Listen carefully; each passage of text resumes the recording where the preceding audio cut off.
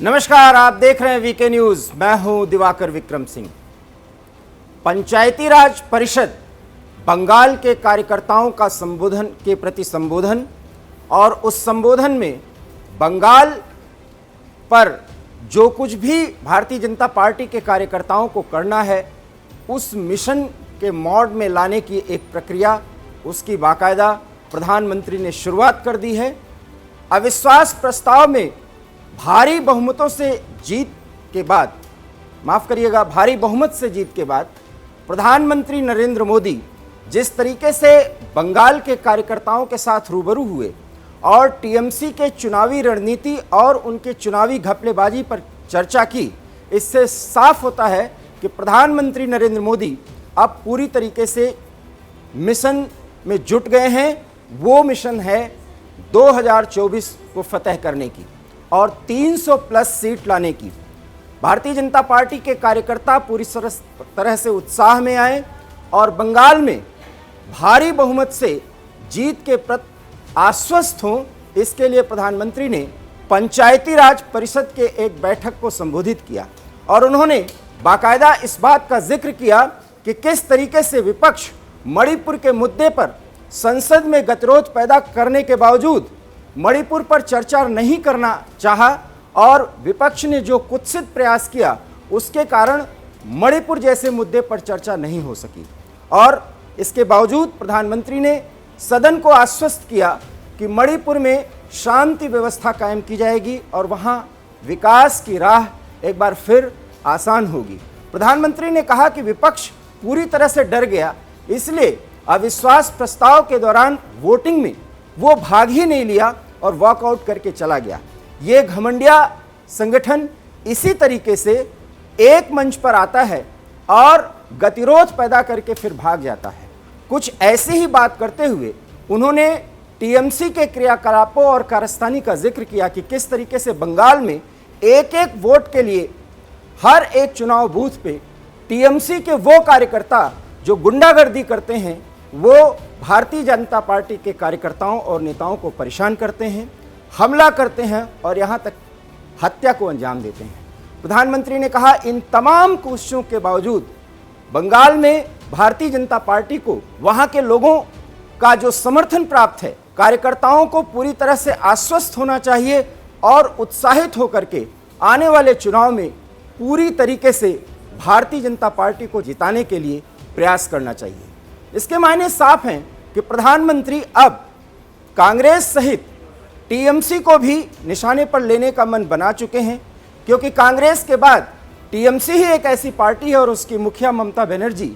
जिस तरीके से प्रधानमंत्री नरेंद्र मोदी के खिलाफ हमलावर हो रही हैं, प्रधानमंत्री हर एक मंच से उसका जवाब देने की पूरी तैयारी में है और कोई भी मौका वो नहीं छोड़ना चाहते। पंचायती राज क्षेत्रीय परिषद में जिस तरीके से भारतीय जनता पार्टी के कार्यकर्ताओं को उन्होंने उत्साहित किया और इस पूरे सम्मेलन में जेपी नड्डा, भारतीय जनता पार्टी के राष्ट्रीय अध्यक्ष की उपस्थिति जिस तरह से दिखाई दी और कार्यकर्ताओं को मोदी का मंत्र मिला, इससे साफ है कि अब आने वाले किसी भी चुनाव में बंगाल में भारतीय जनता पार्टी के कार्यकर्ता उत्साहित और संगठित होकर के टीएमसी का जो माहौल बनाने का वहाँ तौर तरीका है उसका पूरी तरीके से पुरजोर सामना करेंगे और चुनाव में भारतीय जनता पार्टी के जो भी वोटर्स हैं उनको घर से निकाल करके ईवीएम केंद्र तक पहुंचाने की कोशिश करेंगे, क्योंकि मतदान केंद्र तक दूसरी पार्टी के कोई भी वोटर पहुंच ही नहीं पाते और अगर वो पहुंचते हैं तो उनको वोट तक नहीं देने दिया जाता। प्रधानमंत्री ने सम्मेलन को संबोधित करते हुए ये बात भी कही। इसका मतलब साफ है कि अब टीएमसी के कार्यकर्ता और नेता वहां पर जिस तरीके से विपक्ष को पूरी तरीके से बांध देते हैं, उनको डराते हैं, धमकाते हैं, उसका सामना अब भारतीय जनता पार्टी बंगाल के विभिन्न जिलों में करेगी और मतदान केंद्रों पर जिस तरीके से भय का एक माहौल बनाया जाता है, उस चुनाव के ठीक पहले और चुनाव के बाद भी जो माहौल बनाया जाता है, उसका सामना करने के लिए भारतीय जनता पार्टी के कार्यकर्ता पूरी तरीके से लामबंद होकर के एक साथ उतरेंगे और उन्हें पूरा भरोसा और विश्वास प्रधानमंत्री ने दिलाया है कि अगर उनको कोई मुश्किल आएगी तो पार्टी का हर एक नेता केंद्र से लेकर के राज्य तक पूरी तरीके से उन कार्यकर्ताओं के साथ खड़ा होगा। अर्थात अब मायने साफ हैं कि बंगाल सहित पूरे देश में विपक्ष जो एक नेगेटिव नैरेटिव के आधार पर केंद्र सरकार और भारतीय जनता पार्टी शासित राज्यों में जो सरकारें चल रही उनको घेरने का प्रयास कर रहा है, उसका जवाब प्रधानमंत्री भी देंगे। राज्यों के जहां पर भारतीय जनता पार्टी का शासन है वहां के मुख्यमंत्री देंगे और संगठन के स्तर पर विभिन्न पदाधिकारी यहां तक कि कार्यकर्ता भी बूथ स्तर पर उसका जवाब देंगे। और हिंसा के जरिए, भय और आतंक के जरिए अगर भारतीय जनता पार्टी के कार्यकर्ताओं को डराने और धमकाने की कोशिश की जाएगी तो उसका सामना करने का भी मंत्र प्रधानमंत्री ने दे दिया है। मायने साफ हैं कि पश्चिम बंगाल में निगेटिव पॉलिटिक्स और निगेटिव नैरेटिव्स के आधार पर जिस तरीके से सांप्रदायिक ध्रुवीकरण का सहारा लिया जा रहा है, अब उसका सामना करने के लिए भारतीय जनता पार्टी के कार्यकर्ता उत्साह के साथ, उमंग के साथ और आत्मविश्वास के साथ चुनाव के मैदान में उतरेंगे। और उसके पहले टीएमसी की तरफ से जो वहां पर चुनाव जीतने का तौर तरीका अपनाया जा रहा है उसको पूरी तरीके से चेक करेंगे, बैलेंस करेंगे, जो शक्ति का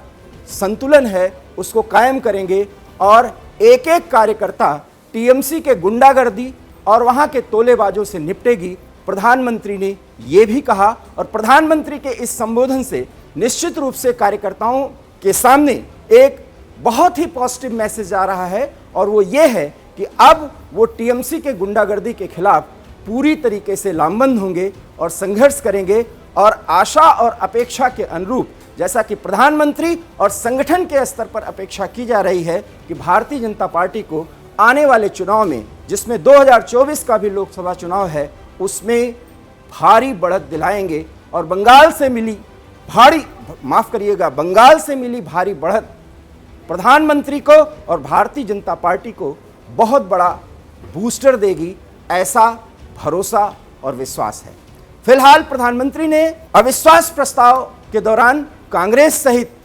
विपक्ष के तमाम धड़ों जो इंडिया के बैनर तले संसद में लामबंद हुए, उनकी कारस्तानी का जिक्र किया और एक बार फिर कहा कि मणिपुर पर जिस चर्चा की अपेक्षा थी विपक्ष ने न किया, न सवाल उठाए और न हमें चर्चा करने दिया, जबकि हम चाहते थे कि मणिपुर पर विशेष चर्चा हो। अर्थात विपक्ष जो आरोप लगा रहा था और अभी भी प्रेस कॉन्फ्रेंस के जरिए राहुल गांधी और कांग्रेस के तमाम नेता जो इस तरह से आरोप लगा रहे हैं और I.N.D.I.A अर्थात इंडिया के बैनर तले जितने भी अन्य पार्टियां हैं उनके बड़े नेता और कार्यकर्ता जो एक परसेप्शन क्रिएट करने की कोशिश कर रहे हैं, प्रधानमंत्री ने उसको भी चेक किया है और उसका बाकायदा उस मंच से जिसमें भारतीय जनता पार्टी के कार्यकर्ता उनसे रूबरू हो रहे थे, उनसे ये बात की है कि मणिपुर जैसे मुद्दे पर कांग्रेस के नेता न तो चर्चा करना चाहे और न तो चर्चा करने दिया। संसद के किसी भी सदन में न वो कायदे से कोई सवाल उठा पाए और न ही उसका जवाब ले पाए। सत्ता पक्ष की तरफ से पूरा प्रयास किया गया कि मणिपुर पर गंभीर चर्चा हो। मायने साफ हैं कि मणिपुर में कुरेदा गया, लोगों को भड़काया गया, पूरे देश को गुमराह किया गया, लेकिन उस पर न तो चर्चा हुई न तो उसके समाधान के संदर्भ में विपक्ष ने कुछ बात कही और बात सुनी। प्रधानमंत्री ने वो आरोप जो विपक्ष ने सत्ता पक्ष पर लगाया, वही आरोप लगाते हुए ये साफ किया कि हमने भी सब कुछ चाहा कि मणिपुर के मुद्दे पर चर्चा हो, लेकिन मणिपुर के मुद्दे पर हमें चर्चा ही नहीं करने दिया गया। अब प्रधानमंत्री के इस आक्रामक रवैये पर कांग्रेस या विपक्ष क्या जवाब देती है, ये देखना दिलचस्प होगा। लेकिन एक बार फिर मणिपुर के मुद्दे पर लाए गए अविश्वास प्रस्ताव पर सदन में खिंचाई करने के बाद प्रधानमंत्री किसी भी मंच से कांग्रेस और विपक्ष के अन्य धड़ों के किसी भी नेता को घेरने की पूरे मूड में आ गए हैं। क्या होगा इसका अंजाम, वीके न्यूज़ आपको इसकी हर एक खबर और उसकी परख करते हुए उन सारे मुद्दों पर चर्चा करेगा और बताएगा कि आखिर राजनीति की दिशा किस तरफ जा रही है और 2024 के पहले उसकी दशा क्या होगी। आप हमारे इस पूरे मुद्दे पर हमारे दिए गए विचार से कितना सहमत हैं, ये ज़रूर बताएं। फिलहाल मुझे दीजिए इजाज़त। नमस्कार। वीके न्यूज़, राष्ट्र के नाम।